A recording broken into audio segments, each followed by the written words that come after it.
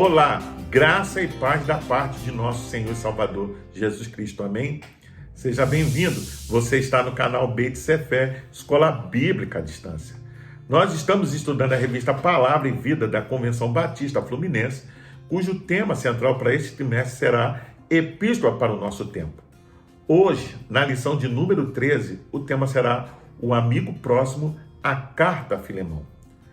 A Carta a Filemão é a mais curta de todas as cartas escritas pelo apóstolo Paulo. São apenas 335 palavras no grego original. Nas listas mais antigas sobre o conjunto da obra paulina, a Carta a Filemão está presente. A maior parte dos cristãos tem conseguido avaliar corretamente essa carta, reconhecendo nela a grande importância que possui, sua autoridade como divinamente inspirada, bem como as lições práticas que podemos tirar dela. Essa carta foi endereçada a Filemão e à igreja que se reunia na sua casa. É a mais breve das cartas paulinas.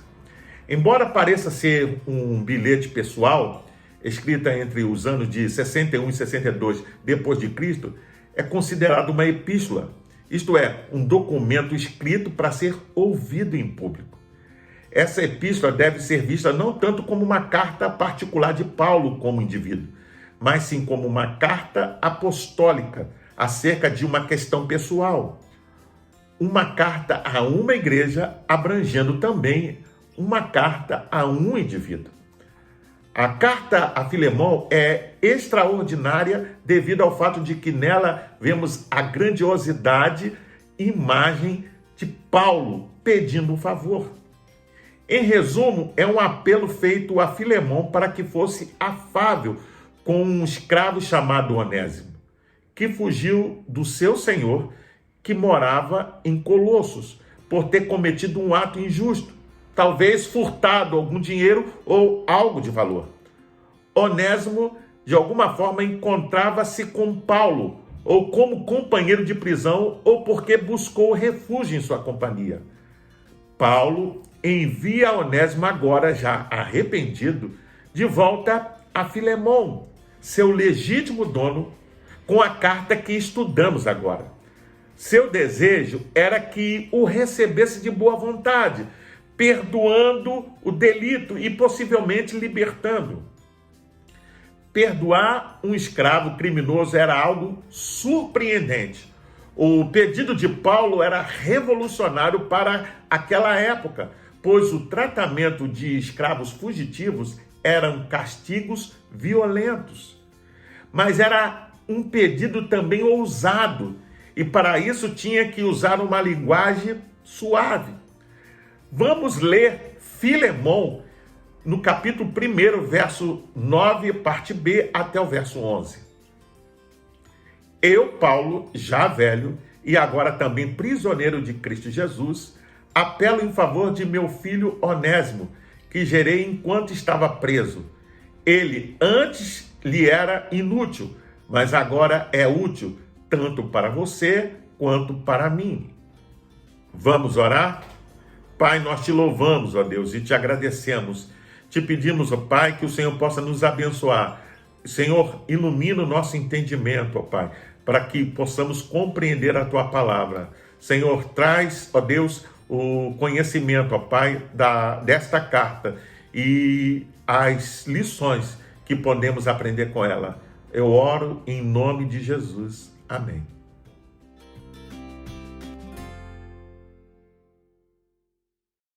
O começo da carta é incomum, pois Paulo geralmente se identifica a si mesmo como Paulo, um apóstolo. Mas nesta ocasião escreve como um amigo, a um amigo, e ele deixa de lado o título oficial. Não escreve como Paulo, o apóstolo, mas sim como Paulo, o prisioneiro de Jesus Cristo. Desde o começo, deixa de lado toda a alusão à sua autoridade e apela só à simpatia e ao amor. O estudo dessa carta nos mostra que as pessoas podem mudar e precisam de uma nova chance na vida, mas também como a igreja deve lidar com as questões sociais. Importante notar que Paulo não se limita a um simples pedido sobre a vida de um indivíduo por razões de direitos humanos. Na verdade, ele não faz nenhum apelo sobre os direitos de cada um. O apelo de Paulo se baseia na compaixão cristã. Você vê isso no verso 12. E lembra a Filemão que ele é devedor do próprio Paulo, verso 19. Pois lhe deve a salvação pela pregação do Evangelho.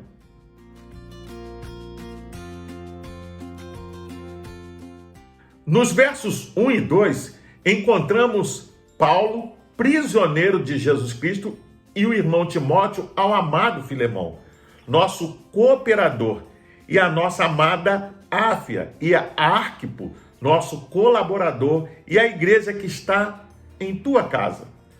Com essa introdução, Paulo identifica os membros da família e se refere à igreja. Talvez Áfia fosse a esposa de Filemão, pois o seu nome é citado logo depois do dele. E Arquipo, nosso companheiro de lutas, é citado porque assumira parte da responsabilidade pastoral anteriormente exercida por Epáfras.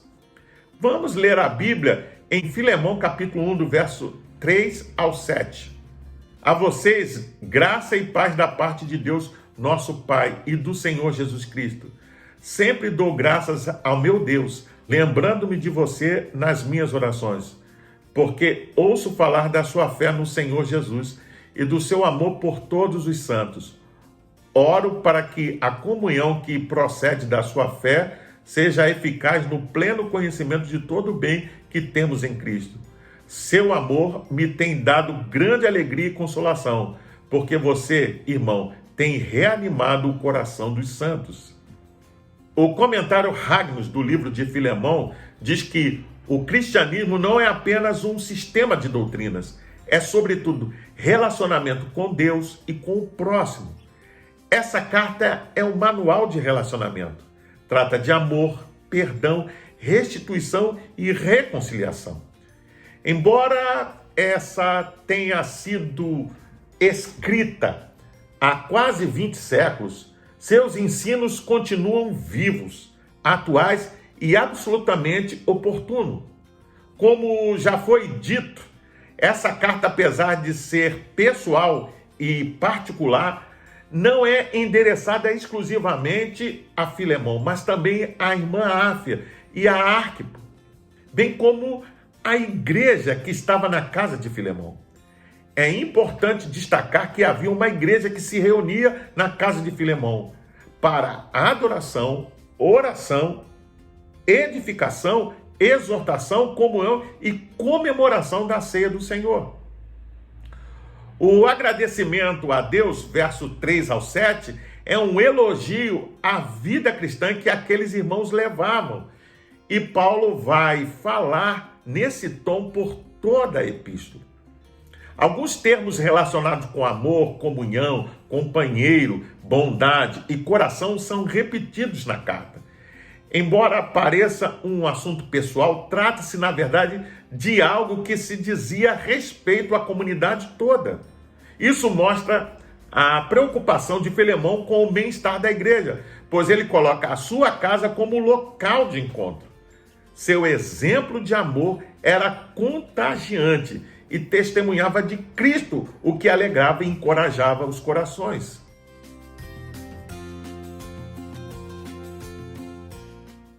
Paulo, mesmo distante, estava ciente do amor que tinha Filemão, verso 5, e apela para esse princípio divino que deve nortear nossos relacionamentos sociais.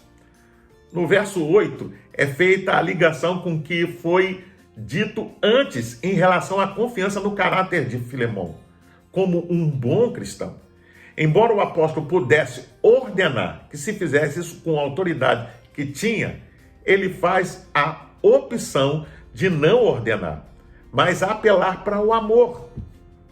Filemão precisava ser conscientizado de seu dever como cristão. Esta é a maturidade que Deus espera de nós. Responsabilidade para agir em meio às circunstâncias adversas, aos impasses da vida, com sabedoria e amor. O apelo que Paulo faz no verso 9, em nome do amor, como homem idoso que era e como prisioneiro por causa do evangelho, não lhe tira a autoridade apostólica, mas faz dele ainda mais um merecedor de consideração e respeito. Vamos ler a Bíblia em Filemão capítulo 1, verso 8 ao 10. Por isso mesmo, tendo em Cristo plena liberdade para mandar que você cumpra o seu dever, prefiro fazer um apelo com base no amor. Eu, Paulo, já velho e agora também prisioneiro de Cristo Jesus, apelo em favor de meu filho Onésimo, que gerei enquanto estava preso. O pedido é incisivo. Recebe-o como se fosse a mim mesmo, aceitando plenamente. Onésimo estaria diante da ira ou da clemência de Filemão, mas quando este olhasse para ele, veria o próprio apóstolo ali. Qual teria sido o crime de Onésimo? Não sabemos. Mas Paulo pede, no verso 18, que se ele causou algum dano e se devia a alguma coisa, ou seja, furtado ou desviado algum dinheiro ou bens, tudo devia ser lançado na conta de Paulo, que assumiria toda a dívida. Eu pagarei, está no verso 19, afirmou Paulo. E não apenas de boca, mas assinou de próprio punho uma nota promissória que o obrigava a pagar tudo a Filemão, quando cobrado. Essa era a alegria, verso 20, que esperava o apóstolo receber de Filemão o benefício que reanimaria o seu coração em Cristo. O comentário bíblico Moody faz o seguinte questionamento: será que Filemão libertou Onésimo e enviou de volta a Paulo? Será que o antigo escravo tornou-se um ministro e mais tarde bispo da igreja em Éfeso? Muitos estudiosos pensam que sim.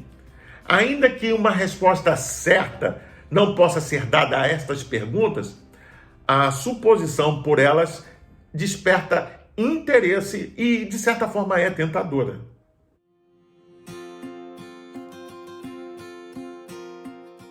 Ele antes te foi inútil, atualmente, porém, é útil. O pedido é feito como para um filho.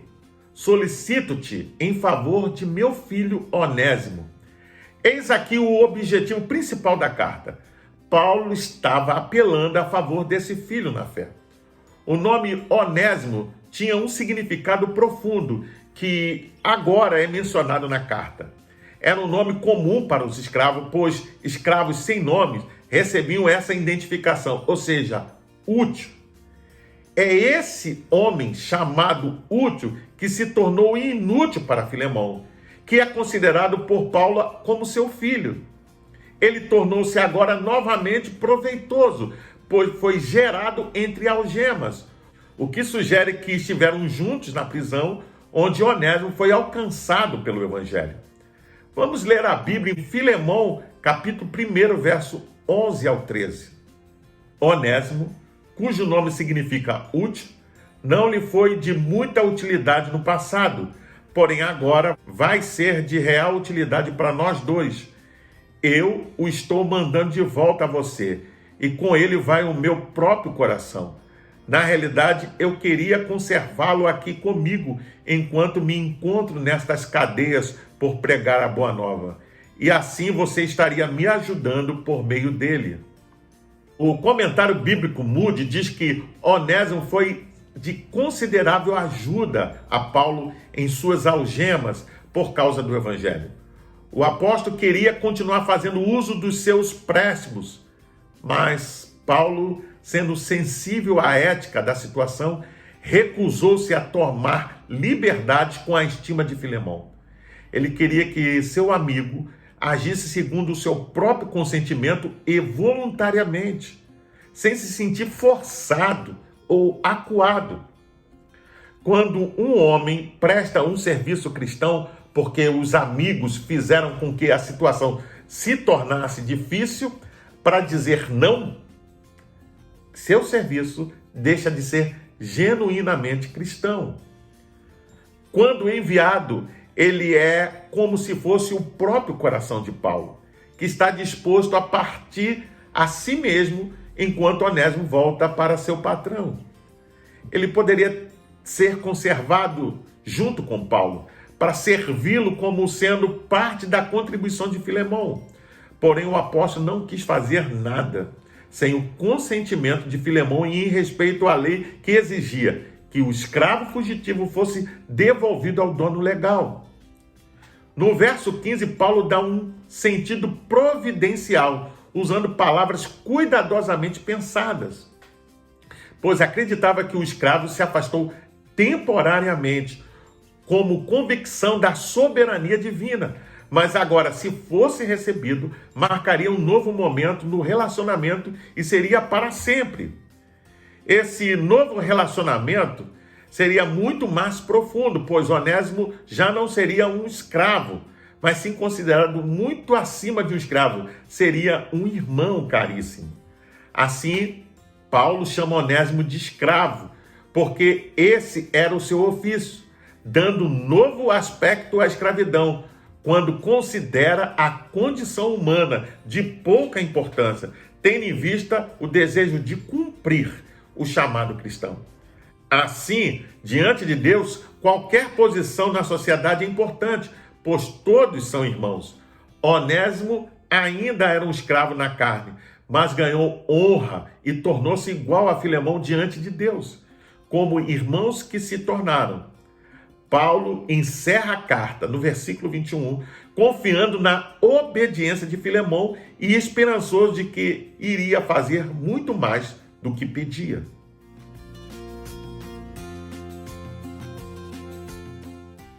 É importante destacar que na carta escrita para Filemão, Paulo não condenou a escravidão, mas apresentou Onésimo como um irmão cristão em vez de escravo. A igreja primitiva não atacou diretamente a escravidão, mas estabeleceu as bases para um novo relacionamento entre o proprietário e o escravo. Paulo tentou, de certa forma, unir Filemão e Onésimo com o amor cristão, de modo que a emancipação seria necessária. Somente após a exposição à luz do Evangelho é que a instituição da escravidão poderia morrer.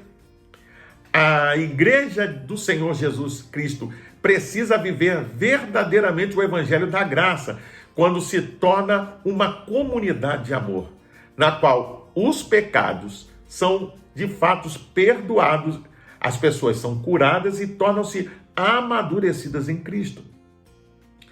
O amor de Deus revelado a nós na história, na sua palavra e em Cristo Jesus precisa ser exercido hoje pela igreja, que é o corpo de Cristo, para a salvação de vidas preciosas.